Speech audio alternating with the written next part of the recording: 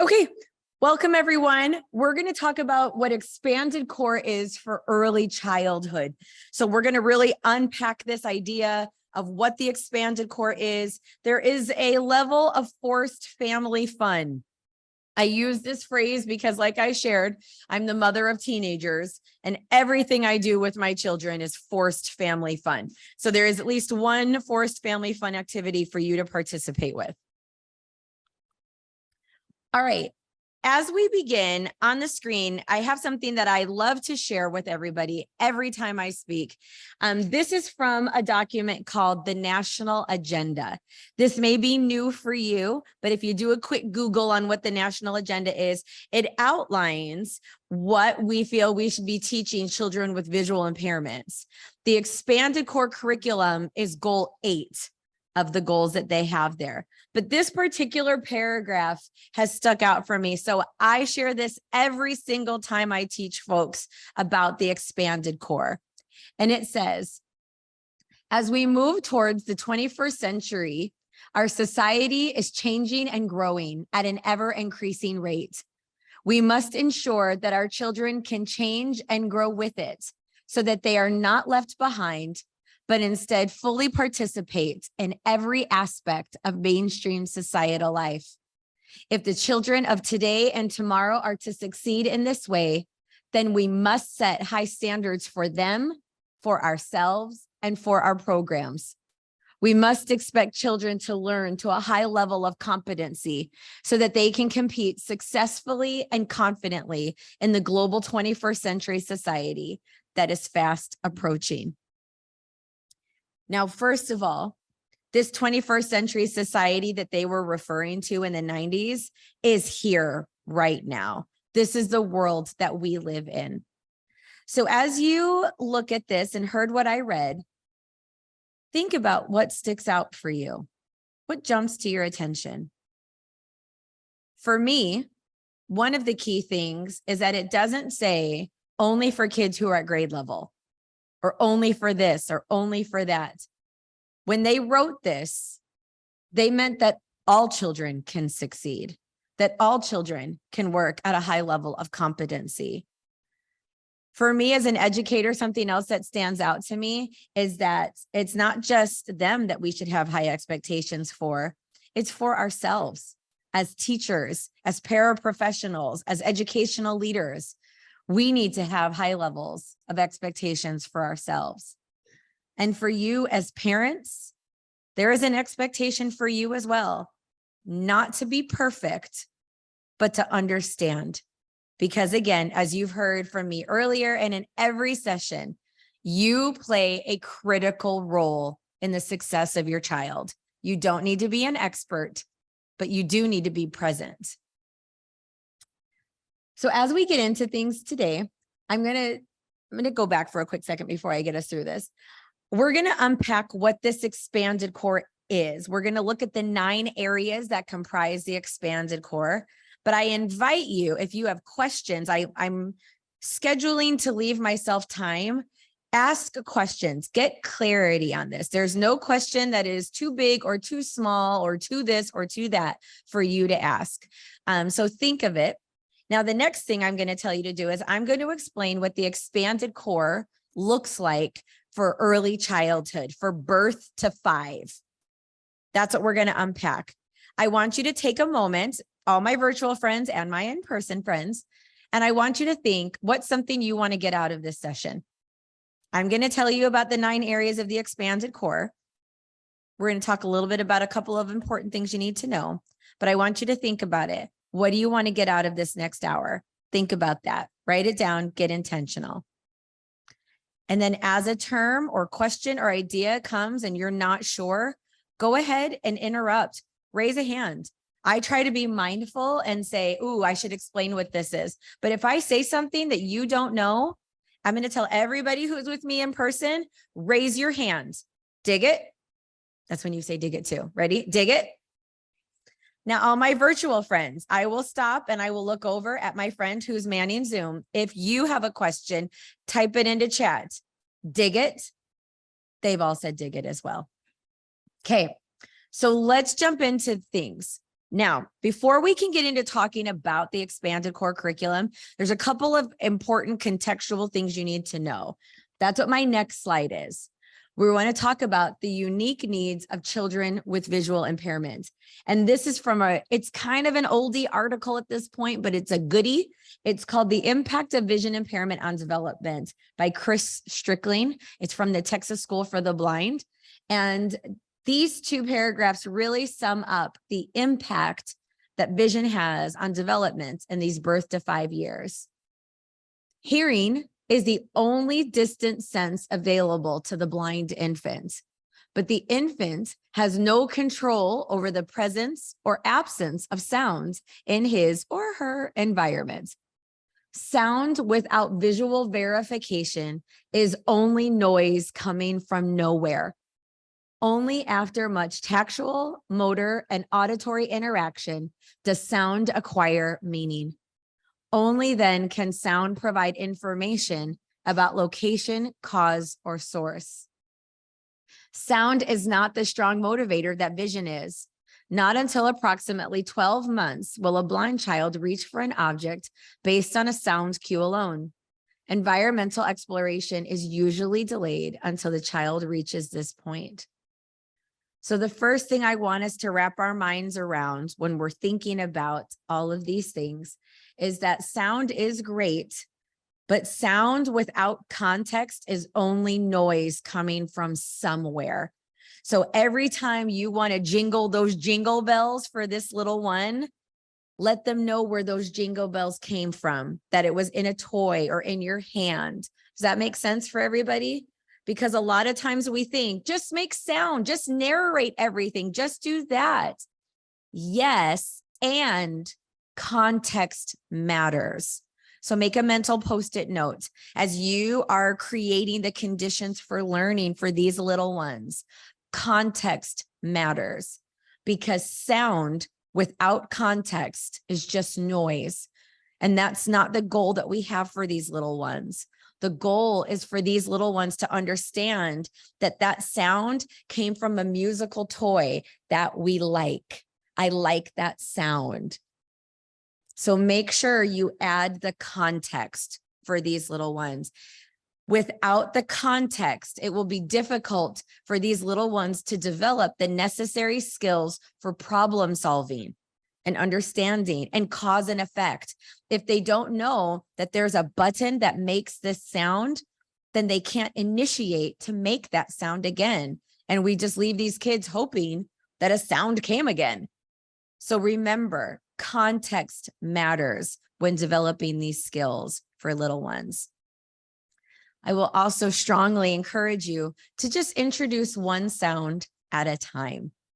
And now this is obviously for kiddos who have more complex learning needs, but even a typically developing child, if they have no vision and there's this sound and that sound and this sound and this sound, they can't work on identifying the skills of understanding, oh, that's a close sound to my left as I point to my right. But the idea of developing sound localization can't happen if sound is coming from everywhere. So sound is important. Music is a great way of teaching skills. But as you're carefully and intentionally teaching these skills, don't have one sound happening on this side, grandma's talking on this side, and now somebody else is talking in front of them. Be careful as you layer in these sounds, because with the absence of vision, you can't see all the things. You can't make all those connections very quickly. Remember that vision is instant. Instantly, you can deduce information, even if you don't understand all that you're looking at. So we need to make sure that we're not over layering too many things. Now, it's common that we want to use sound to get somebody's attention, but we'll be thoughtful about that. Just like my example of Alicia Keys, it wasn't Alicia Keys and then I was playing somebody else and then I was doing something else and then I was doing something else. In that moment, my student was able to identify that it was Alicia Keys because that was the main thing that she heard at that moment. I also, again, want to talk more about incidental learning, and this also comes from the unique needs of the visually impaired child, published by the Texas School for the Blind and Visually Impaired.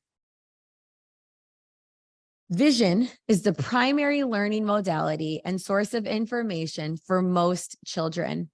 No other sense can stimulate curiosity, integrate information, or invite exploration in the same way or as efficiently and fully as vision does. The child who comes into the world without a dependable visual system or without vision at all has to navigate through the incomplete messages received through the other sensory modalities in order to put a whole picture of the world together. The visually impaired child needs to determine how to organize this incomplete information and then respond to what may remain a confusing view of the world. Again, context matters. If little Monica is touching something that she likes, you don't have to tell her everything, but you do need to tell her the critical parts. Depending on their language, I'm going to give a reduced language example. Monica likes the soft animal. The soft animal is a toy. Now, for some kiddos, that was too much language. And for other kiddos, that was just right language. But notice, that's all I'm going to say to Monica. I don't want Monica just to think that this stuffed animal came from nowhere. I might say, oh, Teacher Robin has a toy. You can touch the toy. Do you see how right there in that simple 2 sentences, I gave the context? Teacher Robin brought you the toy. Now it's here because it is a very real thing that these kiddos without vision or reduced vision think that things just appear. Okay. So if they throw something, you need to fill in the context. Hey, Ross, you threw the ball. Teacher Robin will go get the ball. It's far. Do you see how I just provided that context?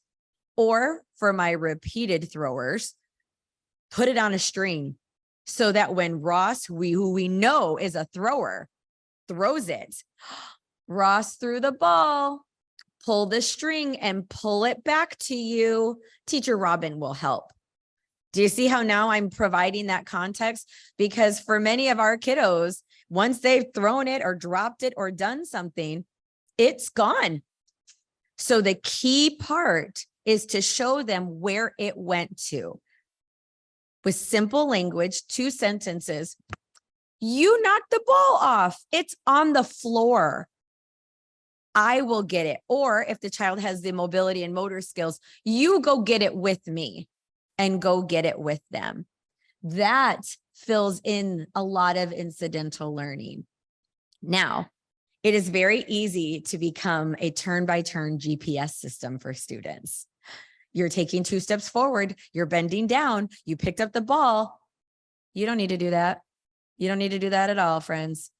But you do need to give context, because if you're always talking to them, how can they learn to hear their inner voice? So a key thing that you can do is ask open-ended questions, only if they can answer that question. Did everybody hear what I just said? We don't ask questions to kids that they can't answer. We also don't ask redundant, obvious questions. Case in point, Monica's holding a ball and she's playing with the ball. Monica, are you holding a ball? Do you like that ball? Monica, what's that ball? You don't need to ask any of those questions. She's got the ball. She's playing with it. She's got the message. So you can change it to, Monica likes the ball. So think about how some of your questions can be rephrased as statements for little ones. And I'll talk more about that later. But remember, incidental learning, give the context. Parents, you can just say, Mommy's going to get your bottle. That was enough. Mommy's going to get your bottle from the fridge. I'll bring it to you. Do you see how easy that is? That was the context. That's how the bottle got to my hand. Mommy went to go get it. Or brother's getting you your food right now. Very simple little things that you can do. Okay, before I move on, are we feeling good? Questions? Anything you want me to anything you want me to understand? Anything you want me to explain more? This is the part where you nod heads or raise hands. Okay, so we've got a hand raised. So we're going to send our mic runner to you. Sorry, I said mic runner while he was walking. So I have a question about a child that might want to test the boundaries around throwing. Yes. So they're a little bit older. Okay. Almost enjoying being like, we make jokes about it. He likes being naughty, you know, but how do you, instead of reinforcing that behavior, what kind of tools do you use to set limitations around that? Okay. So kind of quickly to talk about that. I don't really know if a student is really testing me or not. They could be experimenting with a lot of different things. So if you find yourself in that part, we can maybe assume that they're testing us, but maybe they're seeing how far they'll throw that ball and how many times you'll go to go get it. They're experimenting. They're figuring out something. So before we label, which I know you're not, but before we label that they're doing something naughty, go back to being curious and look at this. Ask a few questions. Do they only do this ball throwing thing when Miss Rachel's in the room? What is it about Rachel? What is it about that ball? What is it about what they get from that ball? How can we now rework this to understand something? Now, setting limits and boundaries is important. I think that's an important thing. People are afraid to say no. And sometimes the answer is no. It's just no. So you can set that boundary. Hey, you get 5 turns with the ball, 5 turns. And when the ball is finished after 5, it's my turn and I get the ball. So if a child keeps doing that, I hate to say it this way, stop giving them the ball, right? Teach them the boundary. You get 5 turns with the ball. And then you can comment, oh, you threw it far. Miss Rachel is walking far for this ball today.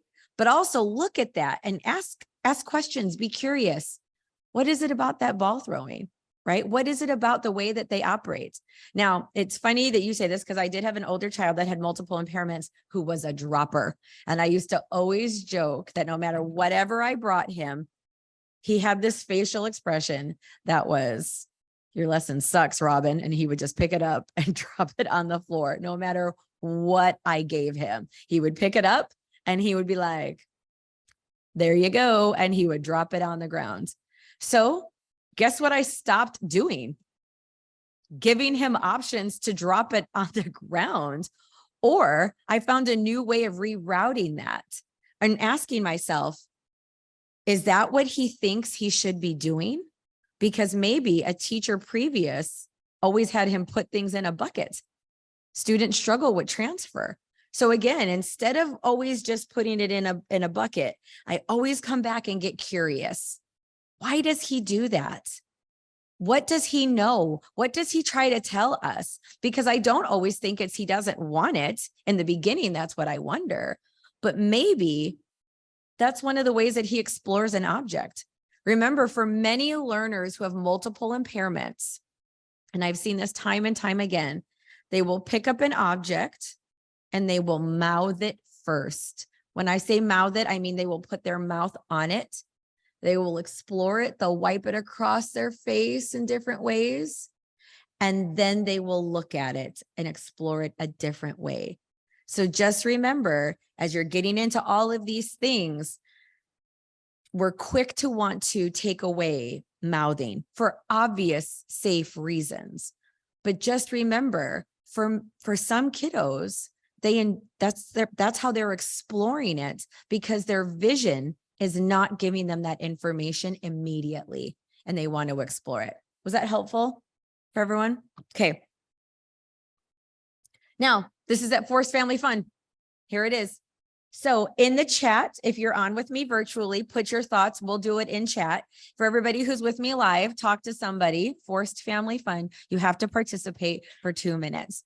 And I want you to think about, what are some things that you have learned about blindness, whether you've been in this game for 200 years or 2 months or 2 days. What have you learned about blindness? Go ahead and talk with everyone. My virtual friends, throw it in chat. Let's read from each other. I'm literally going to give you 2 minutes.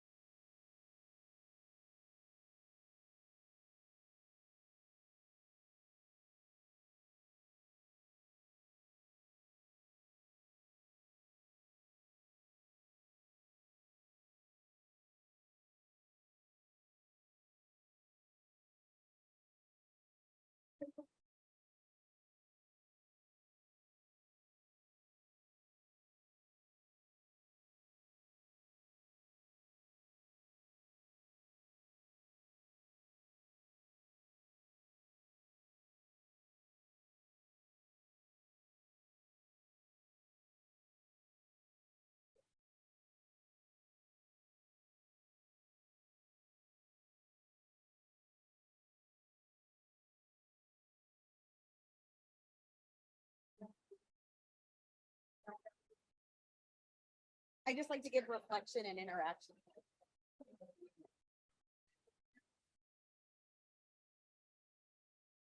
All right, friends, come on back. Come on back. I hope that this time was useful for you. I went down and read what our friends who are virtually attending put in there. One of the things that I noticed right away that somebody said was that blindness doesn't mean that you can't see anything. And so I'm going to get my mic runner friend back up. What are some things that you guys talked about? Who wants to share something? Forced family fun. Who wants to share? What's something that you guys talked about in your group? I heard y'all talking. I know you were. Okay, so we've got a hand up. 1 second, we're just gonna make sure our mic gets to you so that our virtual friends can hear. So the same thing that the person online said, we said blindness doesn't mean there's different degrees of blindness and what you can see. And it's so important to know what your child's vision is. So we had talked about that and where they can see. What Because- your vision? Yeah, so the where, so sometimes it's not here, it is over here.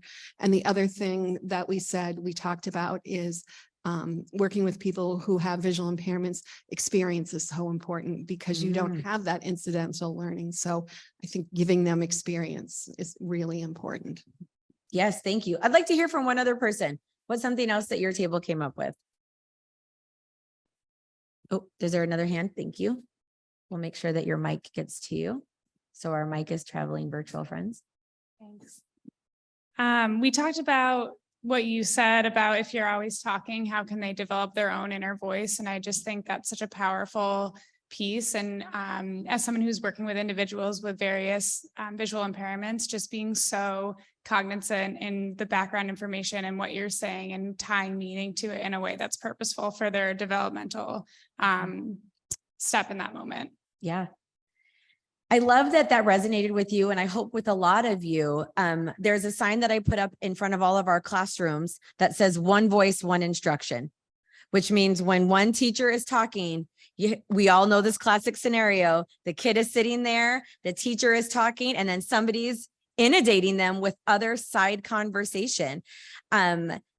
a big part of being able to know how to work through your blindness, if I can use that phrase, is to understand that inner voice. Because if children become dependent on the external voice, then why do they have to listen to themselves? So we want them to get that inner mapping, that inner understanding. Give them a second. Remember a key thing. Vision is instant. Instantly, if Hugh Jackman walked into this room, I would know it. And not only would I know it, I would know exactly how to operate because Hugh Jackman was in this room. I wouldn't just be here going, I wonder. No, if Hugh walked in that door, I would be down those stairs, smoothing out my dress, and I would be to him within 0.4 nanoseconds. Why? Because vision is instant. So remember, let these kiddos get a toy, get an object, whatever, and then and give them a second. I know you want to describe it. I know you want to comment on it. I know you want to cheerlead for it. I say this with love. Zip it. Give them a second to figure it out, right? And this might mean encouraging them to bang it, to shake it, to look at it in a different way. Because even if they have usable vision, they might need to get themselves into the right position in order to process it. So remember, give that space. Vision is instant. If it's not a Hugh Jackman moment, you got to give it a moment because they need time to process it and understand it. And that will be a critical skill, especially my parents. I want you to really bookmark this. You need to remember this going forward when they get into toddler play groups, into preschool, into school age. You can just take in so much information visually so quickly, and you can't do that if you cannot see it or if it's in fragments. So they need something to hold on to. They need to be able to touch it. They need to be able to experience it. Okay. All right. So now let's get into this a little bit more because we got the context that we need. So what is the core curriculum? Now, this is, again, from Texas School for the Blind. Is an article called The Core Curriculum for Blind and Visually Impaired Students, including those with additional disabilities. Educators define, quote, core curriculum as the knowledge and skills expected to be learned by a student by high school graduation. Generally, the core curriculum consists of knowledge and skills related to academic subjects. Mastery of the core curriculum is what both parents and teachers stress as essential for academic success in school and later in life. In most states, opportunities are provided for students to meet other criteria in cases when those students cannot meet the academic demands of the core curriculum. I hate to bother you, Robin, but we do have a question in the chat. Okay, what's the question? The question is, how do we tell others, parents, grandparents, therapists, teachers, etc., to zip it in a nice way? So many therapists and extended family members do not comprehend the needs of my child with CVI. Okay, so in a quick nutshell, expect to deal with this for forever. Honestly, expect to do this, especially as they get older or they're cute. Somebody's going to be like, oh my gosh, look at your cute baby. And then for some reason, people feel the need to pet our students or your children. Why are you touching their head? Why? So I will just tell you, there's no easy answer other than number one, kindness matters first. When it comes to families, grandmas, grandpas, aunties, uncles, you name it, whatever, they only have the best intentions. So let it happen first and then reframe it, right? Instead of just cutting them off. Hey, I told you to zip it. That's probably not going to go over well in every situation. However, when you go into that situation and when your baby can handle it, whatever, hey, remember, they're going to talk to you and you can tell everybody, get your excitement out. And then the same thing I said earlier, context matters. When people have understanding, they can adjust to what you're asking. If you just say zip it without context, that comes across rude. However, if you say, hey, little Chandler needs a moment to take this all in. Can everybody tell that I use the cast of Friends so that I always have a name? Chandler needs to be able to process information. So after you've said hello, please remember to give some space because yada, yada, yada. Does that make sense? So families, you're only going to be as successful as what you can articulate. So take a moment with your EI providers or whoever and practice your punch statements. Hey, Chandler needs to have things with motion first, and then he can look at it. Practice your statements, write them down, and then coach and reframe and give context to people. So everybody's coming at this little one, yada, yada, all that stuff. Then you go, okay, everyone. And now remember, this is what Chandler needs to learn. Chandler needs one voice, one instruction at a time, because then he can understand what you're saying. Do you see what I'm saying? The moment you start giving that context to people, generally they go, oh, I'm sorry, I didn't get it. Say, it's okay. This is all part of our journey. I'm going to teach you. And I have a very vivid example in my mind of this. I was at a music group. It was like a mommy and me music group that I arranged for our kids to come to with their parents. And I will always remember this mom with her little daughter on her lap, and all the music instruments and everything were going around. And it was a lot of information. And this mom just quietly, does this make sense? She's sitting there, her baby's on her lap. And so one arm's around her tummy to hold the baby up. And then she just quietly and politely put her hand out to be like, please wait. And that's how she created the buffer for her little one. It wasn't rude. It wasn't obnoxious. Everything was going. And then she just said, please wait, and put her hand out. And everybody there understood, oh, let me give space. So in that moment, always provide context so that families understand. I hope that was helpful. Key things you should know about expanded core curriculum, that there are experiences and concepts casually and incidentally learned by sighted students that must be systematically and sequentially taught to the visually impaired students. The core curriculum for visually impaired students is not the same as for sighted students. Indeed, it is much larger and more complex. And that is because all students with visual impairments need academic instruction and expanded core instruction. I will tell you this again and again and again. Now, parents, particularly you, I can't tell you how many times I sit in meetings with you and you say, no, don't teach those other life skills. Only focus on academics. I want my kid to be academic. That's cool. But let me tell you something. It don't matter how much your kid knows biology. If they cannot make themselves a peanut butter and jelly sandwich, get themselves dressed and get on a bus and go to work, all they had was that biology. Both are equal. You need two legs to walk. So our kiddos need expanded core and academics. They need them both to go forward. Okay. What you are looking at is you see a chart of the expanded core areas. Now there's 9 areas. This can be very overwhelming to hear that your child needs 9 additional areas. It's overwhelming, but it's doable. It's like me. I'm a very overwhelming person, but I can break it down and you can handle me. So just think of it in the same terms. So when you think of these 9 areas, I want you to look at the chart on my left and think about them in 3 sections. Your child needs the skills of access. And there are 3 areas of the expanded core that meet access skills. Your child needs community readiness. And by community readiness, we mean that the communities that they will be part of. Yes, it can include Target, but it also means their church community, their school community, their after school community, any of the communities that they belong in. And then the last one is the independent living. So when you think of those 9 awesome areas, they are meant to be interrelated. They are not meant to be fragmented. And the best way that you can do that is by looking at them in a collapsed framework and seeing them as access skills, community readiness, and independent living skills. Before I move on, dig it. There are 9 areas that children with visual impairments need, regardless of ability or vision. Think of those 9 areas in 3 collapsed sections: access, community readiness, and independent living.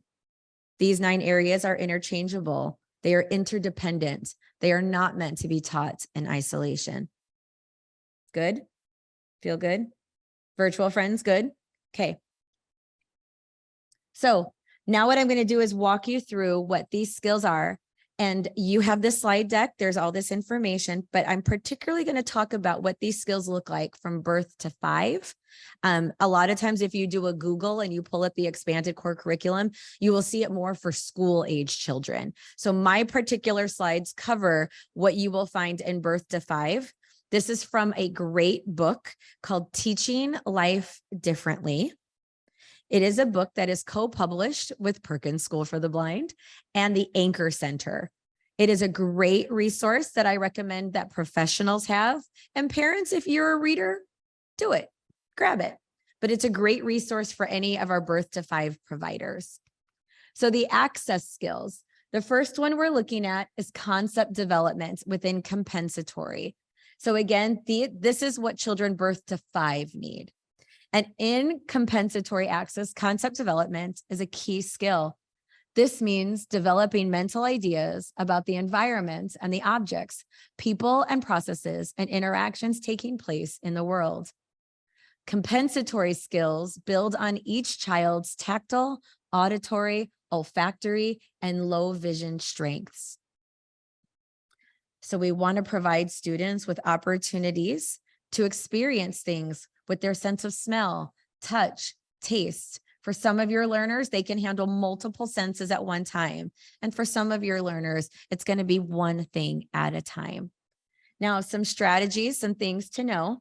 Our students do better with part to whole learning or whole part whole learning. Here is the whole Elmo doll.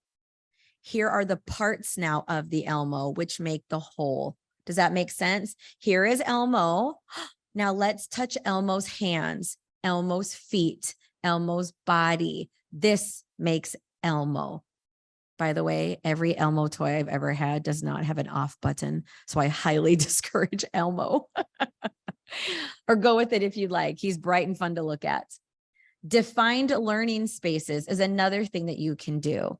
When there's too much space, we don't know where things go. So you can use trays, blankets, boxes. Don't be, now hear me out, because I don't want anybody saying I went to this conference and this girl told me to put something in a box, like put this kid. Now you keep a kid safe at all times, right? Everyone's hearing me on that. But if you find a large refrigerator box, that's a defined space. So just think about, if it's too much and I'm rolling this ball or throwing something, where does it go? But if I'm on a defined space, I understand the space that I have to work with.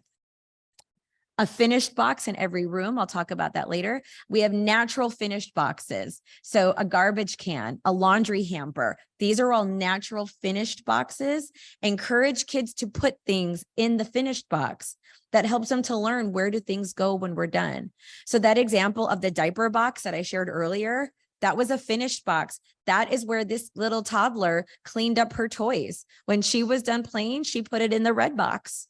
That's how she knew where it went to when she was done. And then obviously opportunities for tactile exploration. I know in mainstream baby stuff, everything is plastic. Everything is plastic. I don't care if it's got colors. I don't care if they made different textures on the plastic. It's still plastic. So metal bowls, wooden spoons, things that are heavy, things that are cold. Plastic teaches plastic. Don't think that this little kid is going to be like, oh my gosh, I can completely tell that there's a jagged line on this one. And then maybe, but most kiddos, no bueno, right? Measuring cups where they can do different things. Tactile exploration means give them something to touch and to experience and be curious about. Joann Fabrics, Michaels. I go into those places all the time. I just buy the ugly fabric that nobody wants. It's usually full of different textures. I just buy some and cut it up. Use of assistive technology. So in one sentence, the area of assistive technology focuses on the knowledge and skills that are essential to learning how to use technology to access all aspects of daily living, whether at school, at work, at play, or at rest. Here's some key things that you should know. Young children should learn how things work. They need to learn the concept of cause and effect. I hit this button, something turns on, right? anything that teaches that. So if you always step in and turn it on for them, they miss that skill. They need to learn how to make things happen. And it could be electronic, and it could also be something that I put it in and it comes out the bottom. You know, those ball toys that they make, I put it in, it comes out. That's cause and effect. I do something and something happens. I squeeze this, water comes out. That's cause and effect. That is the precursor to technology skills, just so everybody knows. Young children with vision impairment should have multiple meaningful experiences with real objects before doing activities with virtual objects on the screen. Now, in our world, we do want to get technology in their hands earlier, but we also want to make sure that they get real objects to understand, because we lose a lot when it's just virtual. So old school things, find those old school toys, you know, that rotary phone toy, make it happen, wrote it, it works. And then AT can be low tech, using everyday object cues, such as a spoon, diaper, or keys, or high tech, like augmentative communication devices. So you can set this up and say, it's time to eat, and give your child a spoon. That is the precursor to all of this. So that every time Monica holds the spoon, it must be time to eat because mommy gave me my spoon.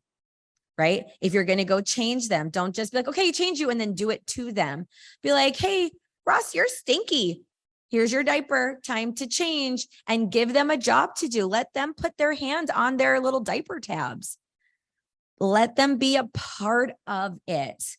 That's what we mean by reducing that incidental learning gap. We're not expecting these babies to change their own diapers, but don't just do it to them without context, right? If you're a sing-songy kind of parent, it's diaper time, time to change your diaper. I just made that up. If I could do it, you could do it. But if I do that every time, then guess what? When Monica hears that, she's going to understand the process that's going to happen, and her executive functioning skills can kick in. All right, for the sake of time, I'm going to make sure I hit the strategies, but I might not always do the full description if everybody is okay with that, but I won't deviate from the slides. Sensory efficiency. If a child has vision, help them to use their vision. If the child has no vision, help them to learn to use their hands. Key things that you could do. Parents and teachers must help young children develop sensory efficiency from a very foundational level in order to understand and be comfortable with the sensory world around them. It's not just about touch. There are other things like body awareness, proprioception, which is understanding your body in space, and their joints. So, I should have just read myself. Proprioception tells us where our bodies are. So some things that you can do is allow students, swing them. You know, sometimes you get nervous when you see a family member being a little rough and tumble play.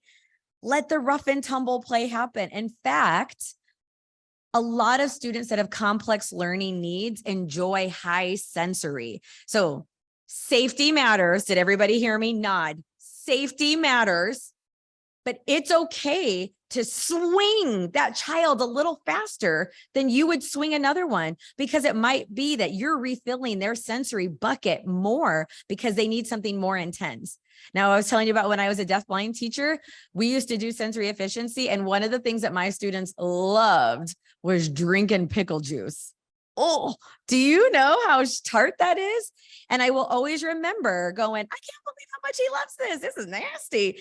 And my occupational therapist said, it's a strong sensory. So it's okay to intensify it. Safety matters, right, everybody? But joints, the squeezing, the playing, and doing all of those things, it's okay as long as you're safe to give a little bit more, because a lot of kiddos enjoy stronger sensory input. Okay. And if you're unsure how to do that, your occupational and your physical therapists are great resources for giving you ideas on how to give sensory input for your kiddo and to teach them what things there are. All right. Now we're looking at the community readiness skills, which means orientation and mobility, career education, and self-determination. Self-determination has an asterisk because self-determination should be everywhere. There is no one category for self-determination. We want to build that skill across the board, up, down, inside, and out. Now, orientation and mobility is about knowing where you are and how to travel safely.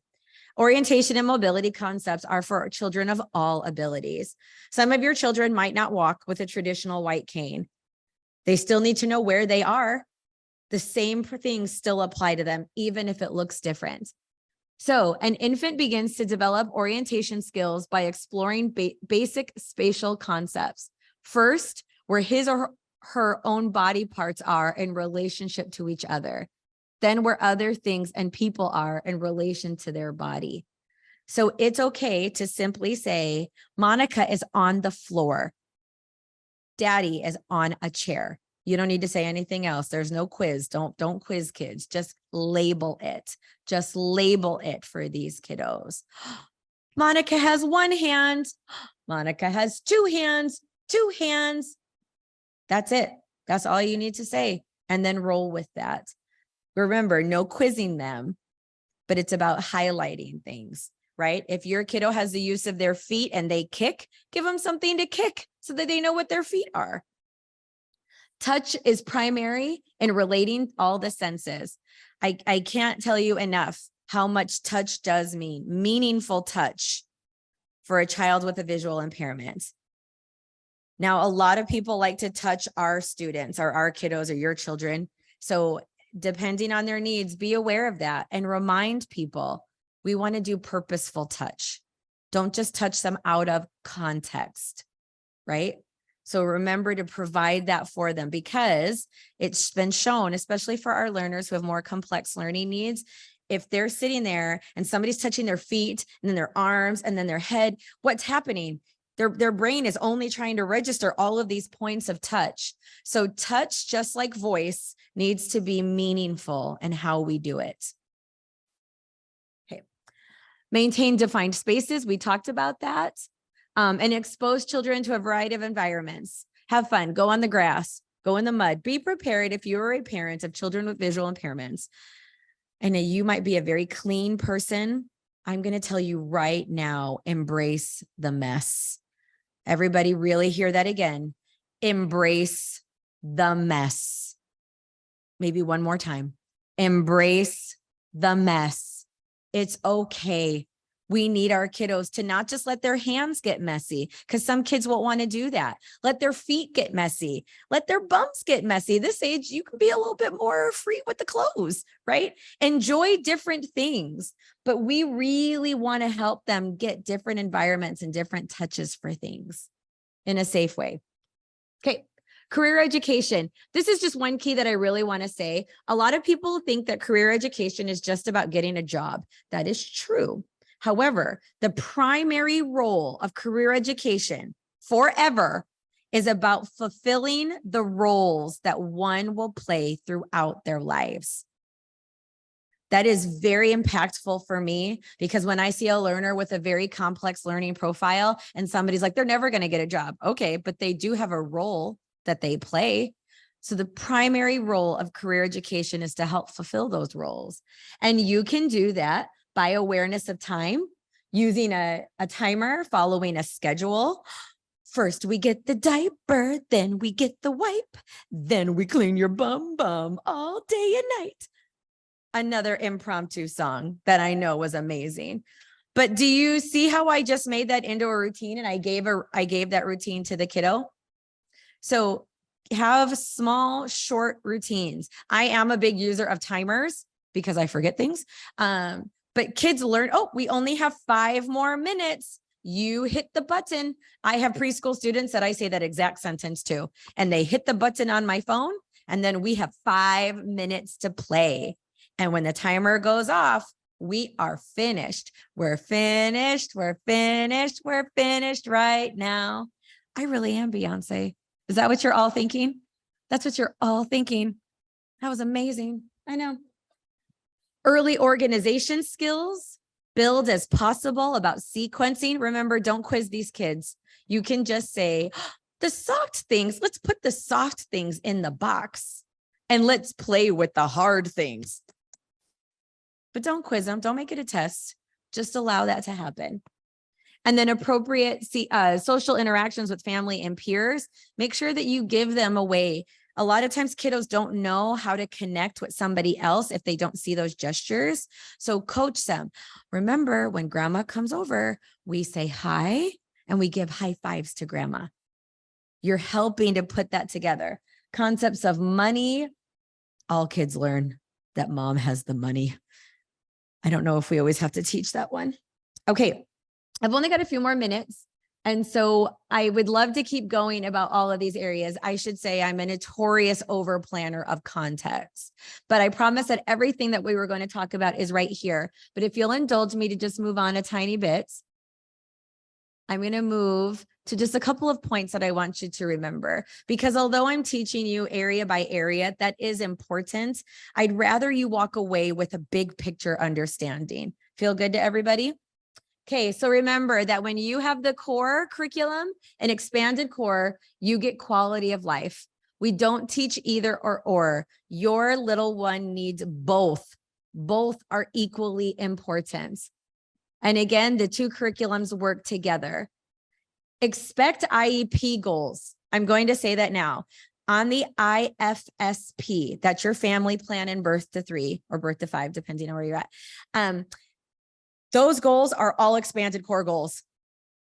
Eating food, going to the bathroom, picking out your clothes, all the things that you're doing, that is all 100% expanded core. So I'm telling you, parents, ask them, how will I now see this on the IEP? Because expect to see expanded core reflected on the IEP. I'm just going to keep moving through. This is just a phrase that I had that I like to remind everybody. Everything I learned because my parents made me do it. This is a very true phrase. I have met a lot of very successful people with visual impairments, and I can tell you that none of them said to me, you know what, Robin, the real secret to my success was that 46-page IEP that I had growing up. Said no blind person ever to me. I can tell you, every successful person with a vision impairment that I've ever met said, my parents didn't treat me different. My parents expected me to learn. My parents. Parents, you play a key role. You don't have to know everything, but your expectations truly matter. And I'm just going to go through some of these slides. I have some myths and some truths that I think I'm going to go through a couple. And then if anybody has any questions, now is a good time to put those together and I'll make sure we do it. I know, girl, that's why I'm wrapping it up. She just gave me the 5-minute warning. That's why I'm trying to get it together. Okay, myth. My child needs every resource available all the time. False. False. Your child needs an education team that is yoked with the family support system. Each member has a separate but important role. Myth. It's not my job. It's not my job to do any of that. That's why that therapist and that therapist and that therapist and that therapist and that therapist all come to my home. You do have a job and you have something important to contribute. Myth. I just want my kid to blend in and not stand out. I don't want them to be any different. Well, they will blend in when they have the expanded core. I'll tell you this right now. When kids get these skills, they don't have the things that parents worry about with standing out. They get those things. I teach everything in my expanded core classes: dating, shopping, fitness, you name it, we're doing it. They're not standing out, not in the ways that are weird. They're standing out in the good ways. Myth. I am not trained to teach these things. You have the best insight of anyone on the team, because when all is said and done, you see how things happen. Remember, parents, when those therapists come into your home, don't just sit on the couch and watch them do things.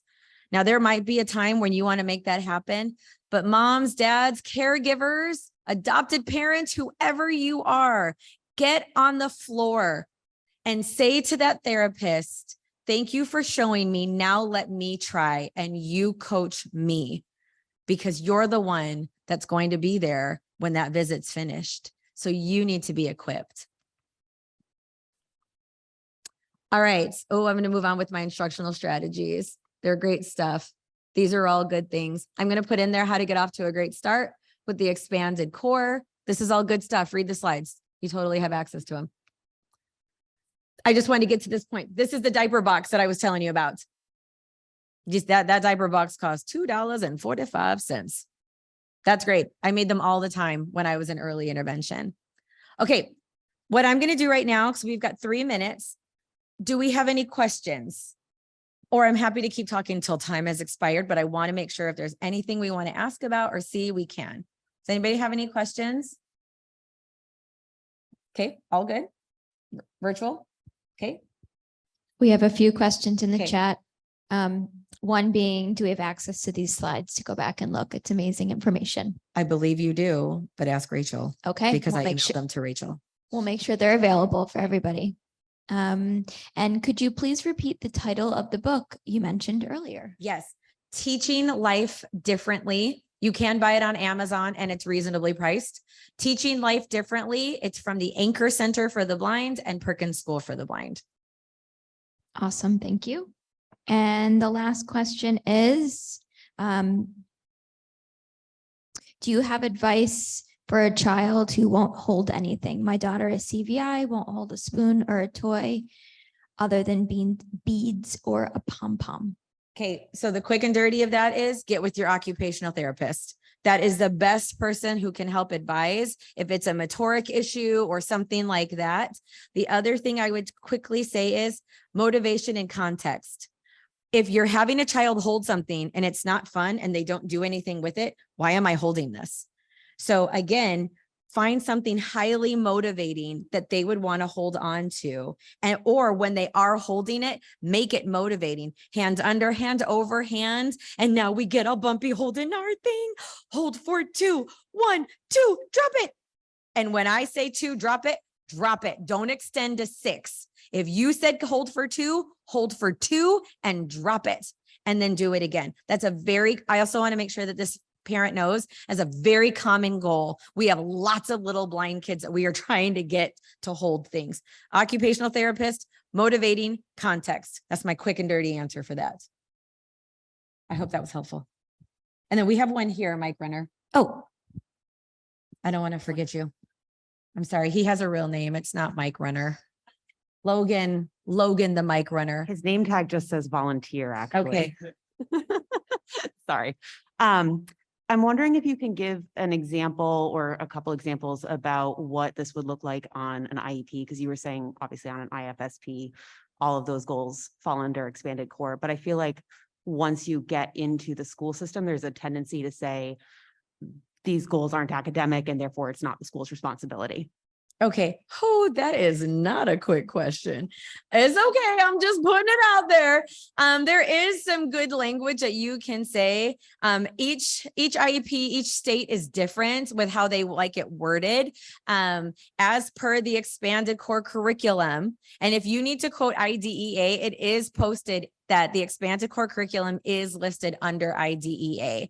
So depending on your district, depending on how your IEP goes, most teachers write as per the expanded core curriculum, and then they write out their goal traditionally. If you are here in Massachusetts, I will refer you to the Perkins Community Programs, TVIs, Teachers of Students with Visual Impairments. We have done extensive work on that, and they will be excellent partners who will guide you in addressing that. So if you're a local, or I'll just come find you later. Okay. Any other questions that are popping up? Oh, that's it. Okay. But you will have access to these slides. I'm just going to say all of these things. Oh, there it is. Keep in touch. So if anybody has other questions or wants to find me, there it is.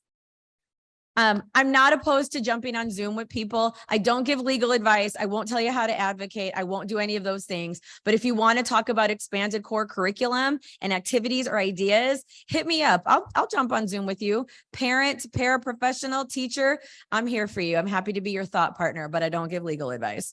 But I do sing like Beyonce, as you all just heard multiple times. All right. That being said, that is time. Thank you so much. And I'm still here if you have questions, if anybody needs me later on. Thank you, everybody.